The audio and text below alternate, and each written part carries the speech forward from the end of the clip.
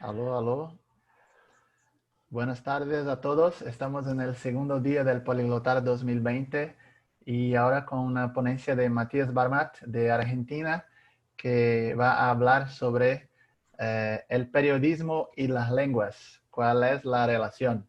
Entonces, Matías, puedes empezar, por favor. Efectivamente.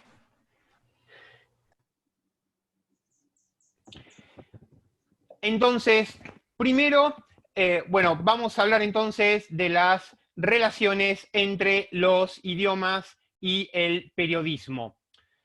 Pero vamos a definir qué son los idiomas. Los idiomas a mí me gusta definirlos de atrás para adelante. Son vehículos de comunicación que transmiten información simbólica, es decir, información intangible que es interpretable a partir de códigos establecidos por convención. Cada pueblo, cada etnia, cada nación, cada estado tiene el suyo propio, lo que no significa que uno no pueda aprender el del otro. Los idiomas, entonces, son sistemas lingüísticos y los idiomas como tal, los idiomas como sistemas, tienen características que los hacen únicos. Aspectos de los idiomas como sistemas que los hacen tanto perfectos como imperfectos.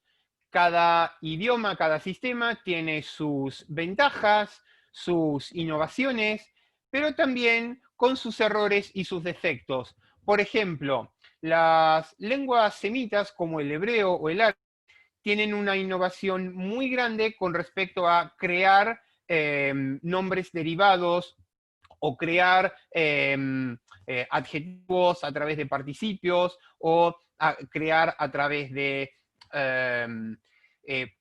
verbos derivados a través de verbos, como tiene una ventaja importante a la hora de derivar palabras a partir de raíces trilíteras semitas,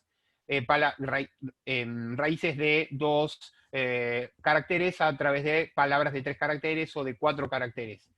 Pero también las lenguas semitas tienen, por ejemplo, errores o defectos como si bien los préstamos lingüísticos se añaden al sintagma nominal, para poder incorporar préstamos lingüísticos al sintagma verbal, tienen que someterse al patrón trilítero o cuatrilítero semita.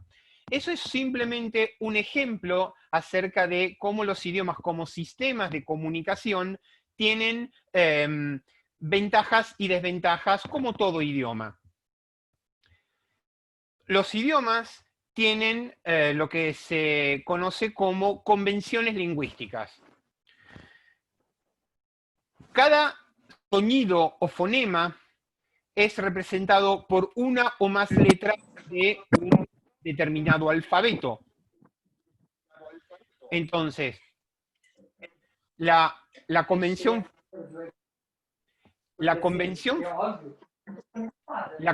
fonémica, entonces, estamos hablando de que cada sonido o fonema representa uno o más caracteres de un determinado. Cada sonido o fonema representa uno o más caracteres de un determinado alfabeto. Luego está la convención fonética, es decir, que esos sonidos o fonemas se agrupan en unidades de significado llamadas ideas o palabras, es decir, lexemas. Y luego está la convención gramatical. Esas ideas o palabras se agrupan en unidades de significado más complejas, es decir, las frases o statements que le dotan a ese conjunto de ideas de completitud, complejidad, precisión, dirección y sentido.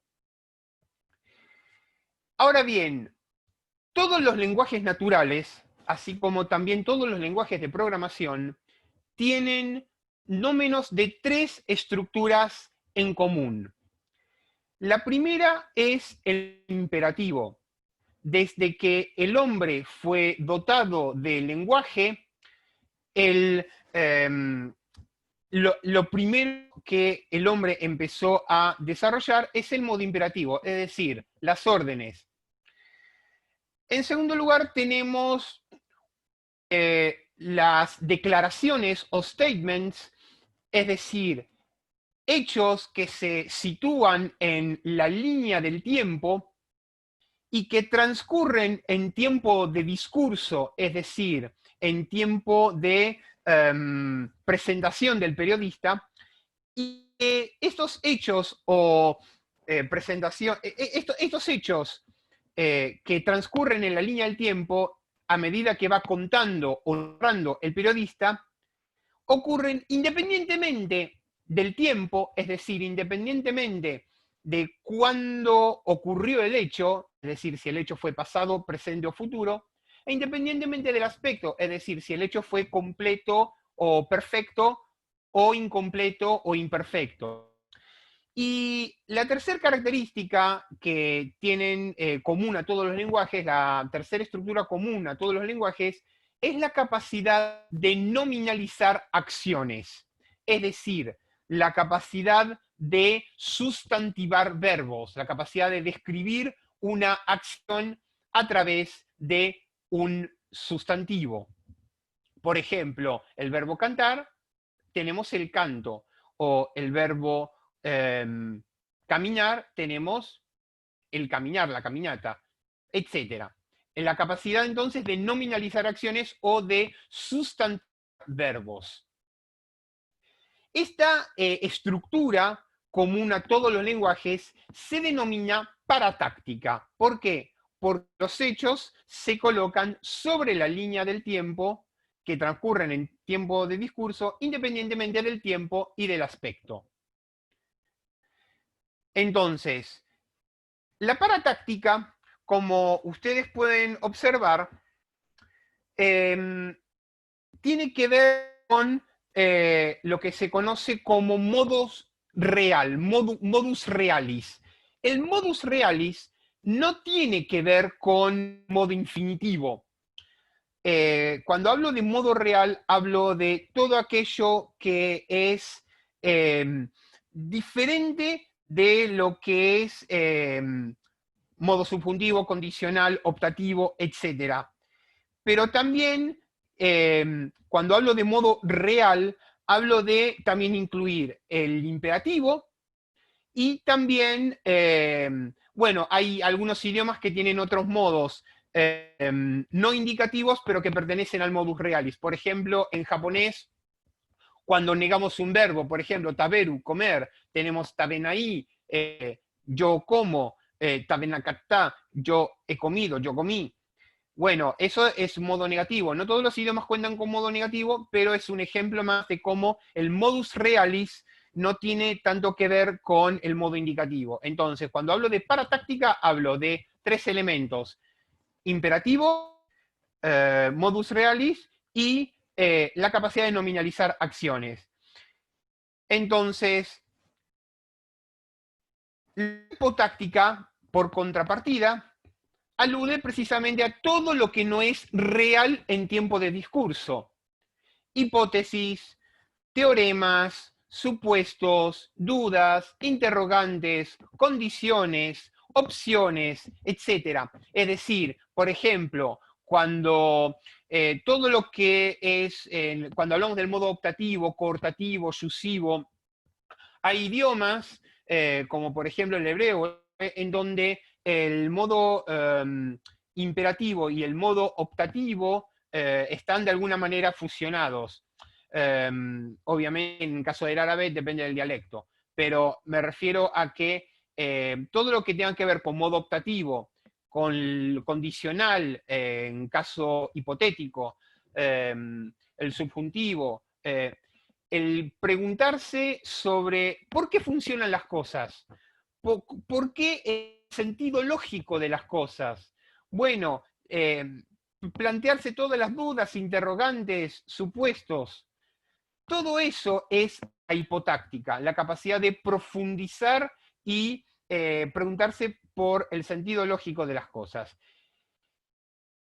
Nosotros precisamente tenemos que no todos los idiomas tienen una profundidad de tiempo, modo, aspecto. Todos los idiomas cuentan para táctica, pero no todos los idiomas cuentan con un desarrollo de lo que es la hipotética. Por ejemplo, en las lenguas romances nosotros tenemos que en español y en portugués tenemos 4 tiempos simples en modo indicativo, 4 tiempos compuestos del modo indicativo, 3 tiempos simples del subjuntivo y 3 tiempos compuestos del subjuntivo. Pero el portugués y el español, perdón, el portugués tiene infinitivos conjugados que el español no tiene. Por eso la profundidad de tiempo, modo, aspecto en portugués es 17 y en español es 16. El francés, el italiano y el catalán tienen 14, porque más allá de que el catalán tiene, tiene 2 formas diferentes de pretérito indefinido, el francés, el italiano y el catalán tienen 14 porque no cuentan ni con futuro de subjuntivo ni con futuro perfecto de subjuntivo. El rumano, que es un caso aparte dentro de las lenguas romances, tiene 13. ¿Por qué? Porque no cuenta con pretérito anterior, no cuenta con futuro de subjuntivo, no cuenta con futuro perfecto de subjuntivo, pero el condicional simple es el pretérito de subjuntivo y el condicional perfecto el pluscuamperfecto de subjuntivo. Y además cuenta con modo presuntivo simple y presuntivo perfecto. Además de 4 formas diferentes de futuro simple indicativo y 2 formas de futuro perfecto indicativo. El galego, el primo hermano del portugués, cuenta con tan solo 9 en profundidad de tiempo a modo aspecto, ya que solo cuenta con formas simples. Las 4 del indicativo, pluscuamperfecto indicativo, 3 tiempos simples de subjuntivo y un único condicional simple. Vamos a ejemplificarlo entonces en otros idiomas. En las lenguas germánicas varía entre 8 y 16. A la estructura de sistema cúbico germánico entre 8, lo que son los 8 tiempos básicos, podemos decir que las lenguas nórdicas tienen 8 en voz activa, el holandés tiene 10, el islandés tiene 12, el alemán tiene 14 porque tiene un conjunctivo, un modo subjuntivo importante, y el inglés tiene 16, pero porque los tiempos continuos o progresivos están incorporados y son parte fundamental de lo que es la gramática inglesa.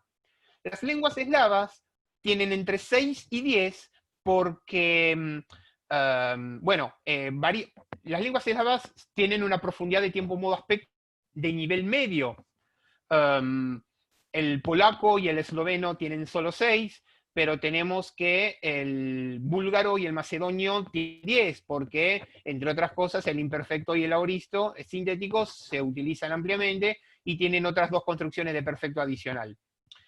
El griego, por lo menos el nealiniki, el griego moderno, tiene 13.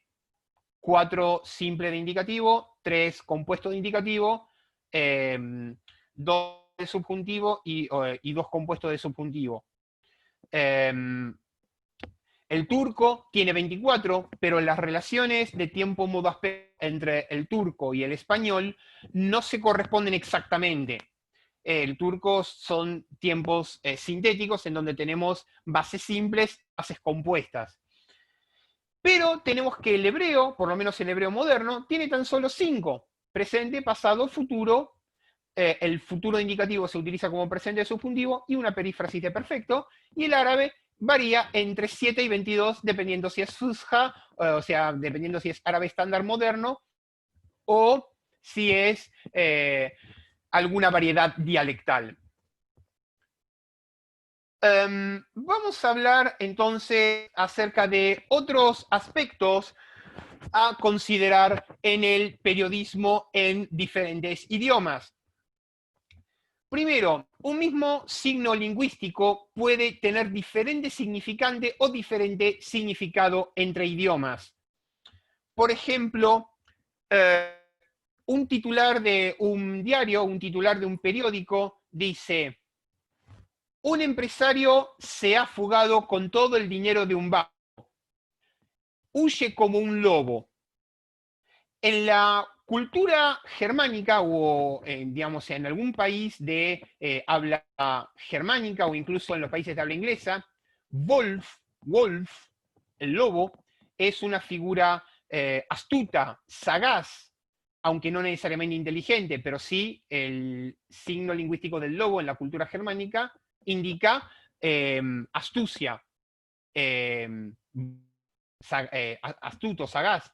Pero en el caso de en las lenguas eslavas, ese mismo signo lingüístico del lobo, Vuk, significa que es una persona abandonada, solitaria, que no tiene a dónde ir.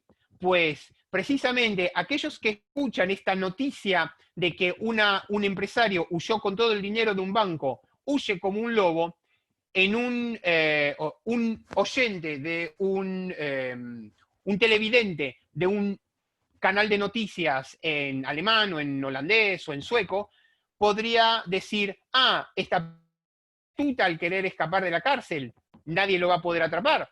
Pero en ruso o en croata, esa misma noticia diría, cuando esa persona huye como un lobo, no tiene escapatoria, lo van a atrapar. Pues precisamente es un ejemplo de cómo un mismo signo lingüístico puede tener diferentes significantes o diferentes significados entre idiomas. Gestos e información no verbal. Nosotros tenemos que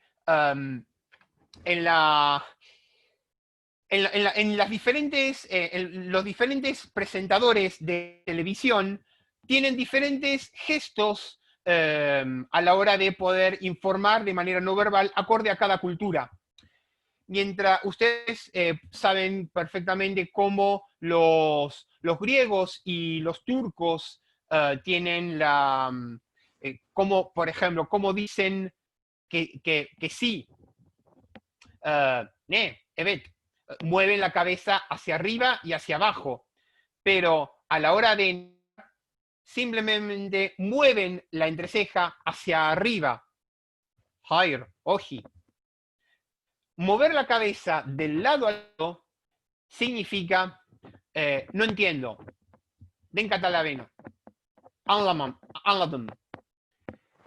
Entonces, esos gestos e información no verbal varían según con cada cultura, y eso es algo que los presentadores de televisión también tienen en cuenta a la hora de presentar. Después, con respecto a el contexto y la gramática y la pragmática aplicado a cuando nosotros vemos y leemos medios de comunicación diferentes en diferentes países. Los diferentes medios de comunicación es muy importante poder conocer el idioma de origen, porque precisamente tienen matices o nuances en los cuales una persona necesita poder comprender con respecto a un determinado hecho o acontecimiento. No comprender una noticia en una fuente de origen, a la hora de traducirlo al idioma de destino por parte de los medios de comunicación extranjeros, pueden llevar a no transmitir adecuadamente la información. Entonces, en los medios de comunicación es muy común que se produzcan malas traducciones debido a la falta de conocimiento de la cultura de la lengua asociada a la fuente de origen. Después, todos los idiomas tienen una serie de palabras, vocablos, frases que no deben ser usados digamos, a la hora de transmitir en un idioma a nivel local, porque acorde al background cultural pueden tener una connotación fea o negativa. Es decir, que hay palabras que son derogatorias a nivel local. Entonces, el evitar usar ese tipo de vocablos hace una buena práctica periodística. Los idiomas, aún así, a pesar de que existen convenciones periodísticas sobre cómo transmitir ante un determinado público, son sistemas autopreservados. La comunicación lingüística es posible debido a que todos los hablantes de un mismo idioma son miles o millones de personas que se ponen de acuerdo en comunicarse de una determinada manera. Por lo tanto, un presentador de televisión puede, aún así, puede comunicarse porque el idioma que está hablando es establecido por convención y las normas que generan el buen uso periodístico son también condicionadas por dicha convención. Precisamente cuando hablamos de habla, norma y sistema de Evgen Kosheriu, de este gran traductor y filólogo rumano, cuando habla de dialecto, sociolecto y registro. Los diferentes medios de comunicación transmiten en diferentes registros, algunos más formales y otros más informales, en función de el público objetivo, en función del público target. Pero también digamos, las noticias son redactadas en función de qué nivel educativo tienen las personas oyentes en promedio. Aún así, a pesar de utilizar un registro más o menos formal o informal, o un registro más simple o más complejo, transmitir una noticia, a pesar de que, gracias a que los idiomas son sistemas autopreservados, no pierden calidad informativa. Es decir, que dentro de las limitaciones del sistema o dentro de las limitaciones del registro, puedo transmitir a una misma información con la misma calidad. Y vamos a hablar del principio de la acomodación de la comunicación de Giles. Básicamente dice que cuando dos personas o cuando un grupo de personas hablan idiomas diferentes pero mutuamente emparentados, o cuando hablan dialectos de un mismo idioma, o cuando hablan idiomas pluricéntricos, van a hacer énfasis en las características que les son comunes. Ahora bien, cuando por causas de fuerza mayor, por motivos políticos, por ejemplo, o por motivos históricos, geopolíticos o lo que fuere, cuando esas personas se ven obligadas a comunicarse, pero no desean comunicarse, entonces van a hacer énfasis en las características que les son diferentes. Precisamente la creación de diferentes países que hablan un mismo idioma también está condicionada por esa misma estrategia de diferenciación. Por ejemplo, es el caso del serbo-croata. Cuando tenemos, con la disolución de la ex Yugoslavia, tenemos que el serbio hace énfasis en los préstamos griegos y rusos debido a su carácter ortodoxo. Y, por ejemplo, el croata, debido a su trasfondo background católico romano, hace énfasis en los préstamos italianos, latinos y algunos tecnicismos en alemán. Los bosnios tienen turcos y persas debido a su origen musulmán. Y así sucesivamente. Y precisamente cuando uno escucha un u otro estándar, se trata del mismo idioma, pero con diferentes estándares, es pluricéntrico. Lo mismo ocurre con las diferentes variedades del árabe, el árabe libanés, el árabe egipcio, el árabe argelino o el árabe levantino. Entonces, cuando hablamos de la acomodación de la comunicación de Giles, es que cuando hay voluntad de comunicación, van a hacer énfasis en las características que son en común, y cuando no hay voluntad de obligación de comunicación, van a hacer aún así énfasis en las características que les son diferentes. Los idiomas tienen entonces una profundidad de tiempo, modo, aspecto que pueden variar, pero aún así todos los idiomas cuentan con capacidad paratáctica. Y en esto se basa el concepto de periodismo directo. El lenguaje televisivo obliga a concentrar las ideas en pocas palabras, eliminar cualquier cosa que sea superflua, hacer frases sencillas y en voz activa, ordenar bien el relato, evitar los incisos y los hipérbatos, tener cuidado con las metáforas. Nada de todo eso es gratuito. Lo que significa es que reducir todo lo que tenga que ver con modo irreal, reducir las condicionales, reducir las hipótesis, reducir todo lo que es el modo subjuntivo y poder de alguna manera canalizar la información sin dejar lugar o dejando lugar lo menos posible a los juicios de valor por parte del propio periodista.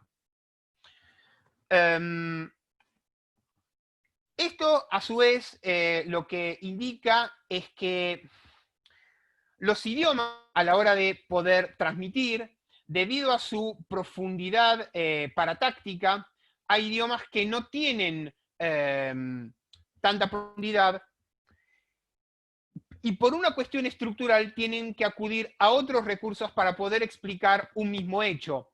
Yo personalmente estoy, o sea, con respecto a la hipótesis de Sapir-Whorf, coincido parcialmente. La hipótesis de Sapir-Whorf dice que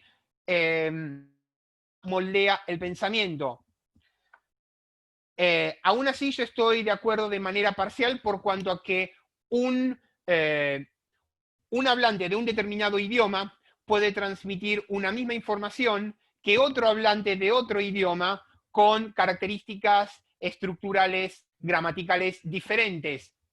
Aún así, un presentador de televisión se enfrenta a las dificultades que el propio idioma con respecto a poder transmitir. Lo que se dice en un noticiero de televisión se tiene que situar en dos contextos diferentes. Por decirlo de alguna manera, el contexto del set de televisión y el contexto de las imágenes filmadas y editadas con el sonido correspondiente. Esto es precisamente cómo poder reducir o resumir la información, pero extrayendo lo esencial. Los textos periodísticos, pues, deberán tener presente esta distinción. De la misma manera que no hablamos igual, pongamos por caso un accidente de tráfico cuando lo presenciamos al lado de nuestro interlocutor, que cuando tenemos que describir el accidente a alguien que no lo ha visto. Hay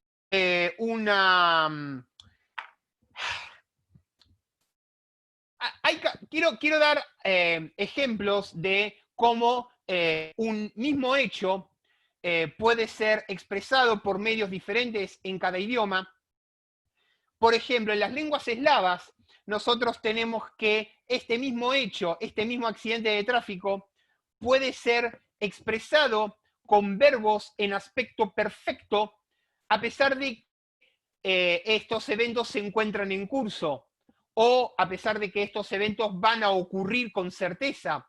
De la misma manera puedo expresar un hecho con verbos en aspecto imperfecto, a pesar de que ocurrieron en el pasado, sí, se iniciaron en un momento en el pasado, pero continúan ocurriendo en el presente. Por ejemplo, si una ambulancia o si la policía se encuentra en el lugar que está cubriendo dicho hecho.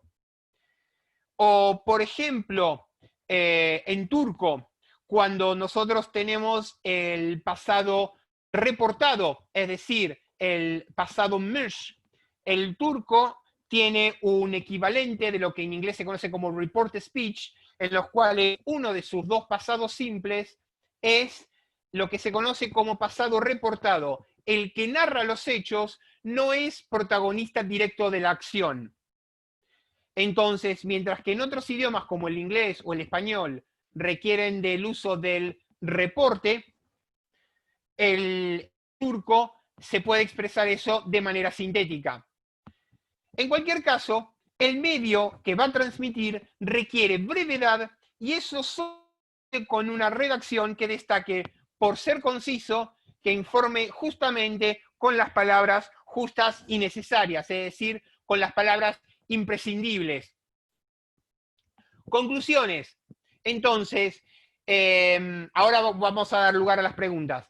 Como conclusiones, emplear la paratáctica tanto como sea posible es sinónimo de buenas prácticas en el periodismo. Conocer el texto y el trasfondo cultural del idioma de la fuente de origen es fundamental. No todos los medios de comunicación poseen, no todos los medios de comunicación poseen hablantes de un determinado idioma, y los traductores automáticos, el Google Trans, no es exacto. Por eso, tener compañeros de trabajo en la redacción o en la empresa periodística, o mismo uno conocer idiomas, es fundamental para poder conocer las fuentes de origen. Y el dominio de idiomas por parte de un periodista, una de las cosas fundamentales es que permite acceder a diferentes fuentes de información de antemano.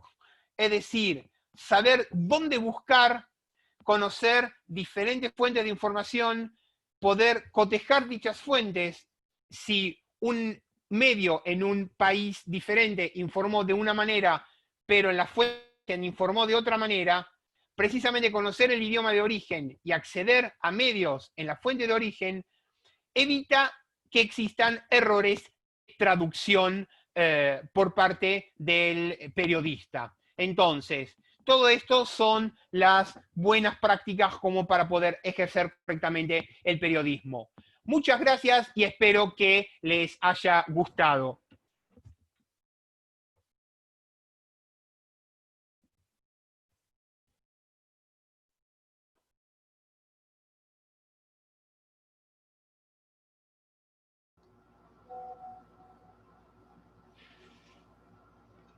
Creo que Juliano está con problemas, pero yo he visto cualquier cosa aquí. ¿Ustedes han escuchado, chicos? Ah, hola. Ustedes... Sí, escuché todo.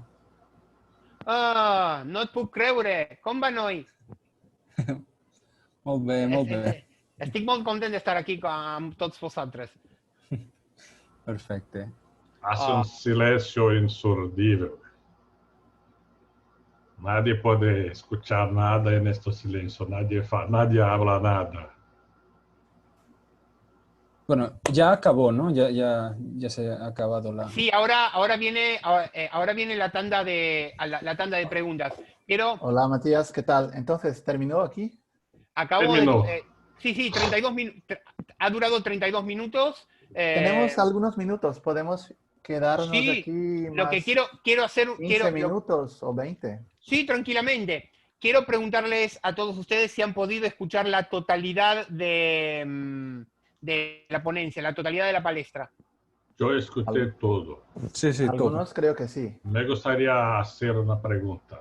Todas las que quieras. Es más, quisiera aprovechar por turno que pregunten directamente desde la cámara y que activen el sonido de A1. ¿Qué quiero decir? Que ustedes pregunten de A1 y yo les contesto. Ni problema. Ah, pueden hablar en sus lenguas. O en las lenguas extranjeras para practicar también, no importa. Sí, obviamente. Como buen hiperpolíglota. O en catalán, como Esteban habla catalán. Ah, que sí? De fet, jo estic molt acostumat a parlar amb ell en català. Matías, he escuchado tu interesante habla y me puse a pensar. me ocurrió que el periodismo es casi un lenguaje propio, casi como si tuviera sus propias leyes de lenguaje. Me gustaría que explicaras un poco, me hablaras un poco de esas variaciones de lenguaje, por ejemplo, periodista, a través del tiempo o de diferentes países, por ejemplo, que hablan portugués o que hablan español, pero que tienen, vamos a decir, de orientaciones políticas diferentes, orientaciones económicas diferentes. ¿Qué son las diferencias, las leyes, cómo se modifican? Te he entendido. Una cosa es el idioma, el lenguaje en sí, donde la gramática es común, y otra cosa son las convenciones o sea, los lineamientos o guidelines con los cuales un determinado medio periodístico transmite. Y hay diferentes variables con los cuales un medio periodístico tiene en cuenta. El público objetivo, no es lo mismo dirigirse a un público de clase media o de clase baja, o no es lo mismo dirigirse a un público educado o no del todo educado, o no es lo mismo el target socioeconómico de los compradores, y por lo tanto eso va a repercutir en el estilo de periodismo. Pero más allá de qué estilo de periodismo, más allá de qué, o sea, una cosa y otra cosa es el formato. Lo que los periodistas tienen que lidiar en el sentido de to deal with, es precisamente el formato con el cual tienen que transmitir, si es un formato un poco más simple o un poco más complejo. Pero de cualquier modo, la transmisión periodística, como buenas prácticas, tiene un formato que es más adecuado que otros. Básicamente tiene que ver con eso. No es tanto una cuestión de idioma propiamente dicho, de reglas gramaticales propias de idioma, sino más bien una cuestión de forma de transmisión que se adapta a la radio, o a la televisión, o al medio gráfico o texto. Tiene más que ver con el formato. Siguiente pregunta.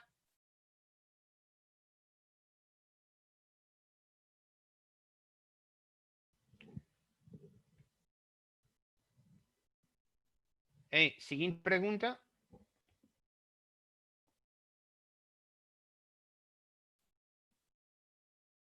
Nadie quiere...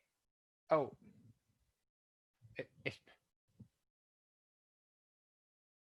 Hola. No estoy pudiendo escuchar. Se Hola. quedó nuevamente un silencio ensordecedor. Sí, activen. El que va a preguntar, active. El que va a preguntar, active por favor el audio. El que va a preguntar, active por favor el audio.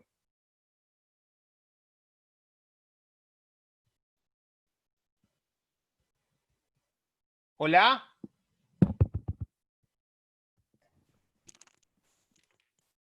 Hola. Hola. Hola Matías, ¿qué tal? Sí. Estoy esperando siguientes preguntas porque no estaba teniendo retorno de audio. Ok. Entonces, Hola. ¿alguien tiene alguna pregunta para hacer? ¿Puede Sí, ser? yo sí. Sí, Esteban, dime. Comentaste que hay idiomas que tienen formas diferentes, por ejemplo, para hablar de una cosa que viste y para hablar de alguna cosa que alguien te dijo, así, ¿no? Exactamente. Por ejemplo, Vale. tiene... Bueno, Sí, dime. sí. Bueno, mi pregunta es, en esos idiomas, yo no sé si lo mencionaste durante la ponencia o no, pero en esos idiomas que tienen como una forma de decir lo que viviste realmente o lo que alguien te dijo, alguien te mencionó, cuando das una noticia, das la noticia en la televisión utilizando el modo como directo que viviste o lo dices como No. alguien te dijo. Precisamente, en turco, la diferencia entre örülengecmiş zaman y örülengecmiş zaman, la diferencia entre pasado visto y pasado oído, es fundamental porque los periodistas de Turquía transmiten con el pasado oído, precisamente. No han vivido ellos la noticia. Las fuentes le han contado. Esa es una de las características o features que tiene la gramática del turco, que tiene un tiempo verbal específicamente para el pasado reportado. El pasado visto es un aoristo, precisamente es un pasado indefinido, pero el pasado oído es como el report speech en inglés, solo que ellos lo tienen como carácter orgánico. El öğrenci, Vale, öğrenmiş. pero por ejemplo, si yo doy la noticia en portugués o en español, simplemente pasado es pasado, no importa. Pero, por ejemplo, en turco, el hecho de que se dé la noticia utilizando un pasado que oí hablar y no que lo viví realmente, el hecho de que se Es un transmita mismo, la noticia técnicamente hablado, es un mismo aoristo. En ese sentido, es un mismo pasado común. Solo que lo que hace ese pasado oído, ese speech, es hacer un detachment, una separación entre el narrador y el protagonista de los hechos. Vale, pero eso no hace que la noticia parezca una cosa más distante, más lejana y menos directa. Bueno, en ese sentido el turco tiene recursos paragramaticales que indican precisamente, bueno, circunstanciales de tiempo, o incluso el turco también tiene tiempos perfectos o compuestos. Precisamente la combinación de ambos pasados, el pasado de o y el pasado merge, precisamente es el pluscuamperfecto. Por ejemplo, gitti, yo me fui, gitmish, gitmishim, es decir, que yo me fui, pero alguien vio que me fui. Pero si yo digo gitmishti, yo me había ido. Precisamente es un perfecto narrativo, es una característica propia de la lengua turca. El quechua con el pasado ska también tiene una cosa. Vale. Bueno, si alguien quiere hacer otra pregunta, pues sí. Ya está. Ah, tranquilo. Matias, adorei. Você poderia dar mais ou dois exemplos desses dois tipos de passado no turco, mesmo com as perdas que possam vir com a tradução? Mas poderia pegar duas frases e tentar trazer esses dois passados? Mesmo com perdas. Você quer que eu lhe diga em turco ou em português? Português ou espanhol. Tranquilo. Tranquilo. Simplesmente que, por exemplo, eu fui até a janela, mas eles me disseram que eu tinha ido até a janela. Não tem que ver com o tempo gramatical do sujeito, mas tem que ver com o objeto direito ou indireto, e tem que ver com quem são os autores, o falante ouvinte, o que experimenta a ação.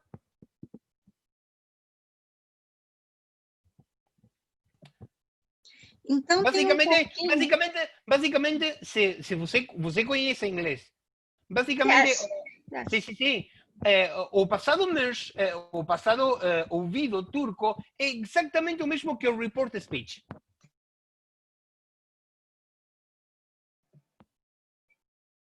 Certo. He said that I went to the window, for example. Mas com a característica que não você doesn't care. It doesn't care. Ok, thank you. Tá, o próprio tempo verbal em si, ele diz a você se você viveu aquilo ou não. Exatamente. Você não precisa especificar, o verbo já dá essa informação. Exatamente isso. O objetivo desta palestra é precisamente que o jornalismo em diferentes línguas precisamente em função das características gramaticais de cada língua, os features, as características a favor ou em contra, todos como eu poderia dizer, its advantages and its flaws. ¿Por quê? Porque as línguas são línguas naturais, se criaram em tempo de fala, milhões de falantes se põem de acordo em falar uma mesma língua. Não é artificial como o Esperanto. Precisamente uma gramática não é totalmente, uma gramática de uma língua natural não é totalmente perfeita. Então a gente tem que se adaptar à estructura que nós temos para transmitir. Sí, siguiente pregunta. Sí, yo me acuerdo ahora del polaco que estoy estudiando y también hay tiempos pasados diferentes para decir la misma cosa. Yo he hecho algo, pero hasta el fin o no. Terminé de hacer o no. Entonces, tiempos con características de terminado o no está terminado todavía. Bueno, porque continuación. Precisamente porque las lenguas eslavas son lenguas que se conocen son de tipo aspect over time, son de aspecto sobre tiempo. Dan prioridad a que una lengua, dan prioridad a que un hecho sea completo o incompleto, es decir, perfecto o imperfecto, en lugar de cuándo se realizó. Entonces, si bien existen, obviamente, tiempo pasado, presente y futuro, en las lenguas eslavas no todos los tiempos, modos y aspectos se pueden aplicar. Perdón, en una lengua eslava no todos los tiempos se pueden aplicar a todos los verbos. ¿Por qué? En el paradigma de las lenguas eslavas, los verbos perfectos no pueden ser conjugados en presente o futuro y los verbos imperfectos no pueden ser conjugados en pasado. Pero ese es un principio que se cumple parcialmente. Aún así, en las lenguas eslavas hay algo subyacente, underlying, que es precisamente que priorizan en tiempo de discurso si un hecho fue o no completo o perfecto, o incompleto o imperfecto, más que el momento en el cual ocurrió el hecho, que se deduce de otros elementos de la oración, de otros elementos de la cláusula. Sí. É interessante essa questão do passado, porque no espanhol isso é bem marcado, né? O pretérito perfeito, o pretérito indefinido e o pretérito plusquamperfeito. E às vezes quando a gente vai ensinar isso, o aluno brasileiro ele tem muita dificuldade de ver essas diferenças de passado, ele quer acabar usando tudo. Então a gente tem que marcar sempre a questão no espanhol, né, da questão do uso. No pretérito perfeito, o passado está mais relacionado ao tempo presente. No pretérito definido, é o passado acabado.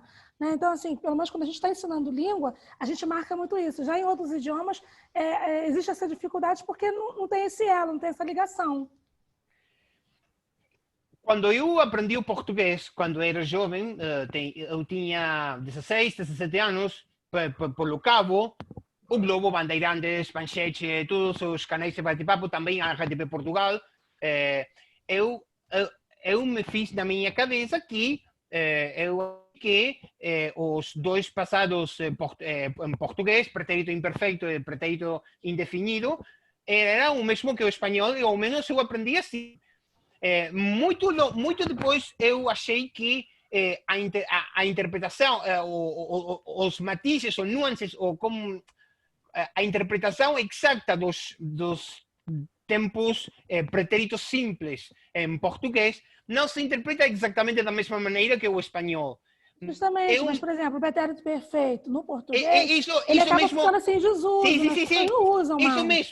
Isso mesmo. Eu não tenho dominado totalmente perfeito, porque, de fato, se mandar mais longe, o meu português é B2, nem tão só é C1.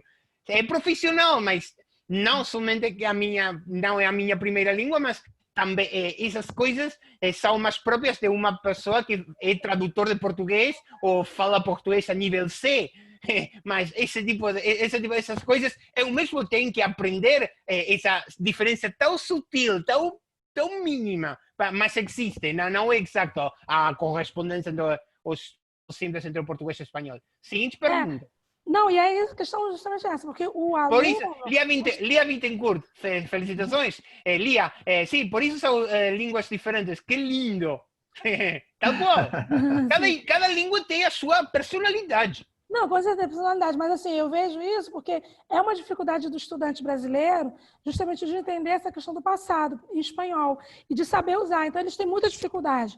Uma das maiores coisas que a gente tem que ficar, assim, basicamente todo período, até ele se formar, até ele terminar, a gente tem que sempre que estar trabalhando a questão dos passados com eles. E, assim, essa questão da linguagem jornalística é interessante, principalmente agora. A gente tem visto jornal pra caramba, quando a questão da pandemia e tudo. Então, assim, é até para você prestar atenção o foco. Tal cual. Sim? Tal cual. De fato, se mandar mais longe, não é o mesmo o pretérito perfecto espanhol que o passé composé francês, ou que o perfeito ultrapassado italiano, ou que o perfecto catalán, ou el perfeito português, ou el perfecto compuesto rumano. Porque algunos perfectos son una forma habitual de pasado y otras son una forma iniciada en pasado que continúa no presente, varía en función de cada lengua. Mas, por isso... Em cada língua esses passados são usados diferentemente, né? Por exemplo, no alemão, o passado, como seria o passado composto, é usado perfeito. mais na fala, né? E o passado simples é usado só na escrita.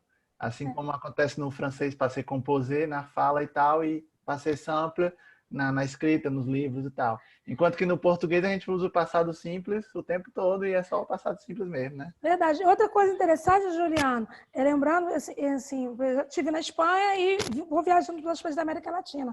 Então, por exemplo, o uso constante, mais usual do verbo no passado na América Latina é o pretérito definido. E se você já está com o espanhol, conversando com o espanhol, o que vai me predominar é o pretérito perfeito. Entendeu? Ainda tem essa questão do uso, né, para a América Latina e o uso para a Espanha. Então, a questão regional também se impõe através disso. Tal qual. Às vezes, as diferenças entre a utilização de um tempo verbal ou outro, às vezes é uma questão de uso e costume, de habitude, como se diz? Sí, de acostumbrar. Questão de A veces es una cuestión de uso, a veces es una cuestión de qué convención periodística utiliza en cada país específico, pero básicamente tiene también un poco que ver con eso. Verdade. É verdade, Cassiana. Seguinte pergunta. Quedan, quando? 5 minutos? Pessoal, eu acho que a gente tem que terminar porque a próxima palestra vai começar a las 17:45, entonces tenemos 20 minutos para la próxima. Matías tendrá que traer más tema después para el próximo Poliglotar para estar Sí, abriendo más. a próxima vez eu irei ao Brasil. Este año iría, ¿no? Andrea dijo que la ponencia debería durar 4 horas. Yo estoy de acuerdo. Sí, y yo quería... Hay muchos puntos, otras cosas para hablar. Yo quería ya comprar bolo Girolo, quería encerrarme en el Hotel Radisson y quería conocerlos a todos ustedes en persona. Sí, y le debía la visita a Juliano Fortaleza, le debía la visita a Esteban Manatal, que espero que a pandemia nos permita poder conocer falar galego, conocer a tu mujer, sí, falar catalán. Sí, sí, sí. Fortaleza e Natal são bem perto, então a gente pode visitar as duas. Dá um pulinho. Bem, 8 galera, horas de carro. Estou muito contente de... Mais perto do que Buenos Aires, né? Sim. Para mim, eu acho que... Para mim, são vocês os meus amigos, les quero muito, espero na... Ok, pessoal. Os quero muito. Muchas gracias a todos. Gracias por la participación y nos vemos en las próximas 2 ponencias de aquí a poco. Okay. Muchas gracias.